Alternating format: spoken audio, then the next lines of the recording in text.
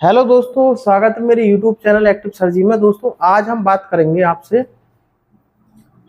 Electronic configuration के बारे में,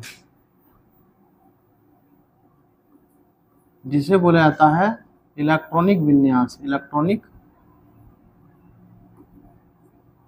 कॉन्फ़िगरेशन। ठीक है, कलर हम दूसरा ले लेते हैं क्योंकि ये कलर थोड़ा कम दिख रहा होगा आपको। चलो ब्लैक कलर ले लेते हैं, ठीक है, और ये वाला लेते हैं। तो देखिए दोस्तों, सबसे पहले एक दो रूल है इलेक्ट्रॉनिक विन्यास करने के लिए आपको। जैसे कि मान लो हाइड्रोजन, जैसे मैंने दे दिया यहाँ पर, ये हाइड्रोजन का एटॉमिक नंबर कितना होता है 1। तो अगर मैं इसको लिखूंगा तो कैसे लिखूंगा 1s1। ठीक है, अगर हाइड्रोजन के बाद हीलियम अगर दे देता हूं मैं आपको, तो मैं इसको क्या लिखूंगा 1s2। तो इसको करते कैसे हैं, इसके लिए कुछ बात हमें पता होनी चाहिए। इससे पहले मैं आपको यहाँ पर एक ग्राफ बनवा देता हूँ जल्दी से। 1 2 3 4 5 6 और 7। फिर इसके सामने से देखिए, हम 2 के सामने से 2 3 4 5 6 7। फिर उसके बाद में 3 के सामने से 3 4 5 6, फिर 4 और 5। इसके सामने हमने एस लगा दिया। एस कलर दूसरा ले लेते हैं, रेड ले लेते हैं। चलिए एस सबके साथ एस, इसको भी एस कर देता हूँ। उसके बाद पी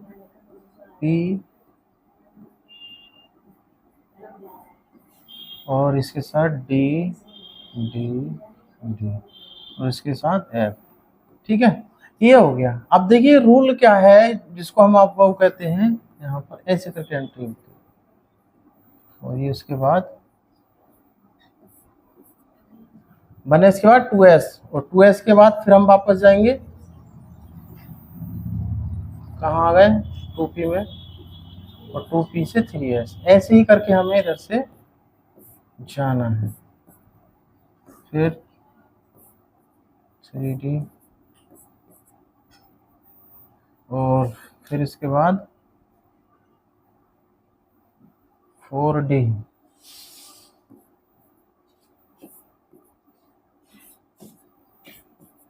6s के बाद 4f 5d 6p 7f। अगर जरूरत पड़ती है तब आगे जाएंगे। इसके अलावा एक बात और याद रखना आप, जो कि मैं यहाँ पे नीचे बता रहा हूँ। देखिए एस पी डी और एफ, अगर यहाँ पर ऑर्बिटल, नंबर ऑफ ऑर्बिटल की बात करें, नंबर ऑफ ऑर्बिटल, और यहाँ पर नंबर ऑफ इलेक्ट्रॉन। ठीक है,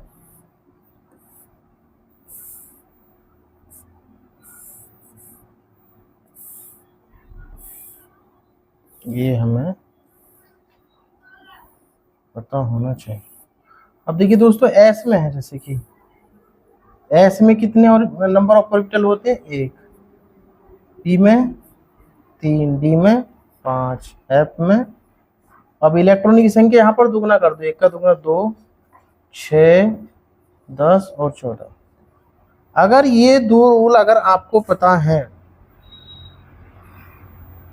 अगर ये दो रूल आपको पता है, तो ये समझ लीजिए कि आप किसी का भी इलेक्ट्रॉनिक विन्यास कर सकते हैं। अब देखिए शुरू करते हैं इन दो रूलों के आधार पर।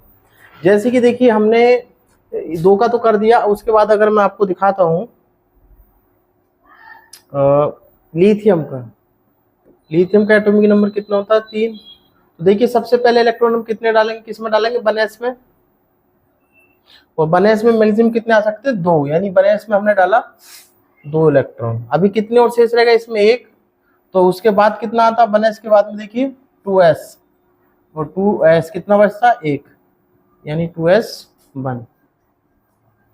इसी प्रकार से बेरिलियम हम लेंगे। अब बेरिलियम एटॉमिक नंबर 4, तो 1s में डालो इलेक्ट्रॉन कितने 2, 1s2, फिर 2s आता है, कितने बचते हैं 2, तो 2 और 2 4 पूरे हो गए।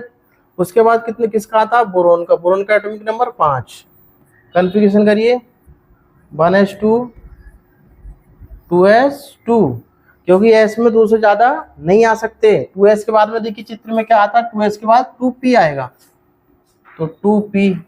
और कितना इलेक्ट्रॉन बचा अभी, 5 था टोटल, 2 यहाँ पर आ गया, 2 यहाँ पर आ गया, यानी 1 बचता है, तो 2p1। उसके बाद में कार्बन का एटॉमिक नंबर करते हैं हम, कन्फिगरेशन करते हैं, बोलो 1s2, फिर 2s2, उसके बाद 2p, कितना 2 4 आ गया, यानी 2 बचता है, 2p2। ठीक है, उसके बाद नाइट्रोजन का करते हैं, देखिए 7 का, बोलो 1s2 2s2 2p कितना 4 आ गया, 3 और चाहिए, 2p3, क्योंकि p में मैक्सिमम कितने आ सकते हैं 6 आ सकते हैं। उसके बाद ऑक्सीजन 8 का करिए 1s2 2s2 2p4। उसके बाद फ्लोरीन का करिए 9 का, बोलो 1s2 2s2 2p5। उसके बाद नियोन का करिए, नियोन का एटॉमिक नंबर कितना होता है 10, 1s2 2s2 2p6, 6 2 8 2 10 हो गया। अब आता है सोडियम का, यहीं पर बच्चे कंफ्यूज होते हैं, वो क्या करते हैं 1s2 2s2 और 2p7 कर देते हैं। दोस्तों हमें याद ये रखना है कि 2p7 क्योंकि p में हमने बताया है मैक्सिमम इलेक्ट्रॉन कितने आ सकते हैं 6 आ सकते हैं, तो हम 6 ही तो भर सकते हैं भाई मैक्सिमम, तो 6 और 2 8 और 2 10 हो गया। अब 2p के बाद में देख लो, 2p के बाद में क्या आता है 3s आता है, तो हमारा अंतिम इलेक्ट्रॉन क्या होगा 3s में जाएगा 1, 3s1। अब दोस्तों इस इलेक्ट्रॉनिक विन्यास की सहायता से हम ये भी पता लगा सकते हैं कि कौन सा एलिमेंट किस ब्लॉक का है। जैसे देखिए इनमें सब में अंतिम इलेक्ट्रॉन कहाँ पर गया है p में गया है, देखो सब p में जा रहे हैं, तो ये सब एलिमेंट क्या है p के हैं। और यहाँ में अंतिम इलेक्ट्रॉन किस में गया है s में, तो ये एलिमेंट कहाँ के हैं s ब्लॉक के। तो इस तरीके से हम पता लगा सकते हैं और कन्फ्यूजन कर सकते हैं।